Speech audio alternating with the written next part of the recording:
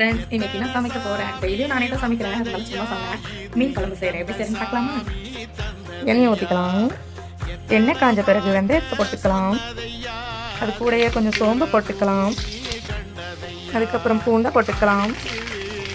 2 பச்சை மிளகாய் கீறி வச்சுருக்கேன், அதையும் போட்டுக்கலாம். இஞ்சி வந்து இந்த மாதிரி தூளை சாப் பண்ணி வச்சுருக்கேன், இதையும் போட்டுக்கலாம். நம்மக்கிட்ட பச்சை கருவேப்பிலை இல்லாதனால காஞ்ச கருவேப்பிலையை போட்டுக்கலாம். இதெல்லாம் நம்ம வதக்கும் போதே ஒரு நறுமணம் கமகமாக வரும். இப்போ இதில் நம்ம வெங்காயத்தை போட்டுக்கலாம். வெங்காயத்தை இப்போ நல்லா கண்ணாடி பதத்துக்கு வதக்கியாச்சு. அடுத்தது தக்காளியை போட்டுக்கலாம். தக்காளியையும் நல்லா வதக்கிக்கலாம். இப்போ தக்காளியை வதக்க சொல்ல கொஞ்சம் கல்லுப்பை போட்டுக்கலாம். இதில் மிளகாத்தூள் போட்டுக்கலாம்.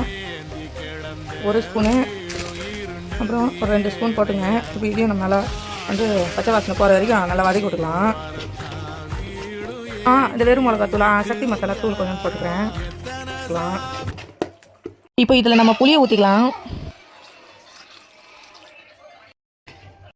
புளி தண்ணி நல்லா கொதிக்க ஆரம்பிச்சிச்சு. இப்போ நம்ம மீன் எடுத்து போட்டுடலாம்.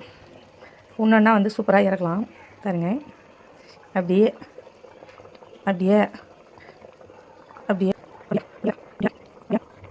கொத்தமல்லி தழையை நல்லா தூவி விட்டுக்கலாம். கொத்தமல்லி தழையை தூவிட்டோம். இப்போ நம்ம இப்போ நம்ம மீன் குழம்பு ரெடி பண்ணிட்டோம். வாங்க சாப்பிடலாம். இப்போது சுட சுட சோறு போட்டுக்கலாம்.